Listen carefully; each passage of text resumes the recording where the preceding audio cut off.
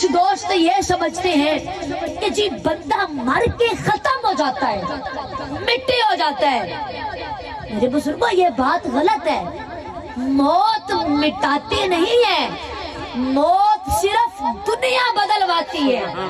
میرے نبی نے فرمایا کہ اکثر قبروں میں پڑی ہوئی میتیں ماں باپ کے دعاؤں کا انتظار کرتی ہیں، اولاد کے دعاؤں کا انتظار کرتی ہیں، بہن بھائیوں کی دعاؤں کا انتظار کرتی ہیں، تو جو مر کے ختم ہی ہو جائے، مٹ جائے، کیا وہ انتظار کرتا ہے؟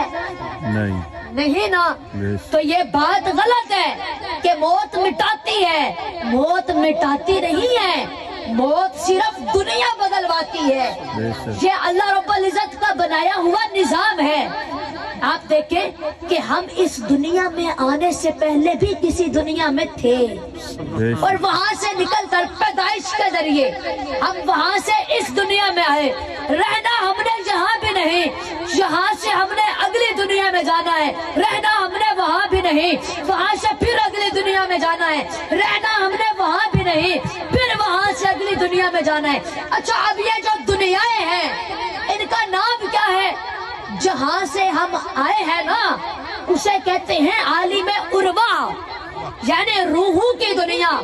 وہاں سے پیدائش کے ذریعے ہم آئے عالم شہادت میں، اب رہنا ہم نے یہاں بھی نہیں، یہاں سے موت کے ذریعے ہم نے جانا ہے عالم برزخ میں، قبر کی زندگی، برزخی کی زندگی، رہنا ہم نے وہاں بھی نہیں، وہاں سے پھر ہم نے جانا ہے عالم قیامت میں، اور وہ دنیا اتنی بڑی ہوگی کہ اس کا ایک دن 50,000 سال کے برابر کا ہوگا، اور رہنا ہم نے وہاں بھی نہیں، وہاں سے پھر اپنے عملوں کا حساب سے یا عالم جنت میں جائیں گے یا عالم جہنم میں جائیں گے۔ تو اب ہم چلے کہاں سے تھے؟ عالم عروا سے، روحوں کی دنیا سے، اب ہیں عالم شہادت میں، پھر یہاں سے عالم برزخ میں، رہنا ہم نے وہاں بھی نہیں، پھر وہاں سے عالم قیامت میں، رہنا ہم نے وہاں بھی نہیں، پھر وہاں سے اپنے عملوں کے حساب سے یا عالم جنت میں جائیں گے یا عالم جہنم میں جائیں گے۔ تو اب آپ سب یہ پڑھے لکھے لوگ بیٹھے، مجھے سمجھانے کی ضرورت نہیں پڑے گی، میں عرض یہ کرنا چاہتا ہوں کہ موت جو ہے نا، موت یہ مٹاتی نہیں ہے، موت صرف دنیا بدلواتی ہے۔ یہ جس طرح پیدائش کے ذریعے، برتھ ڈے کے ذریعے، ولادت کے ذریعے ہم اس دنیا میں آئے ہیں، اسی طرح موت کے ذریعے ہم نے اگلی دنیا میں جانا ہے۔ یہ اللہ رب العزت کا بنایا ہوا ایک نظام ہے۔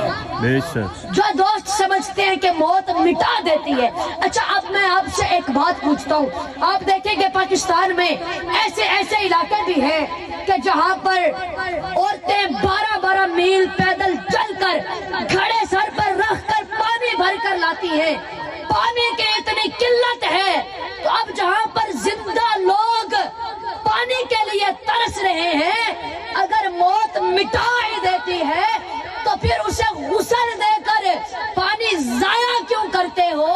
سبحان اللہ۔ اور میرے بزرگوں، پاکستان میں ایسے علاقے بھی ہیں کہ جہاں پر غریب لوگ کپڑا پہننے کے لیے ترستے ہیں، ان کے پاس تن ڈھانپنے کے لیے بھی کپڑا نہیں ہے، تو اگر موت مٹا ہی دیتی ہے تو پھر اس پر 20-22 گز کا لٹھے کا کفن کپڑا ضائع کیوں کرتے ہو؟ اللہ اللہ اللہ۔ اور میرے بزرگوں، میں ادھر جاتا ہوں نا محفلوں میں، دیہات میں، وہاں دیکھتا ہوں کہ کچے مکانوں سے غریبوں کی بیٹیاں ننگے سر نکلتی ہیں، ان کے پاس تن ڈھانپنے کے لیے بھی کپڑا نہیں ہوتا، لیکن میں حیران کب ہوتا ہوں جب ادھر جاتا ہوں اسلام آباد کی طرف، وہاں جا کر دیکھتا ہوں کہ وہاں سے امیر کی بیٹی بھی کوٹھیوں سے، بنگلوں سے ننگے سر نکل رہی ہے۔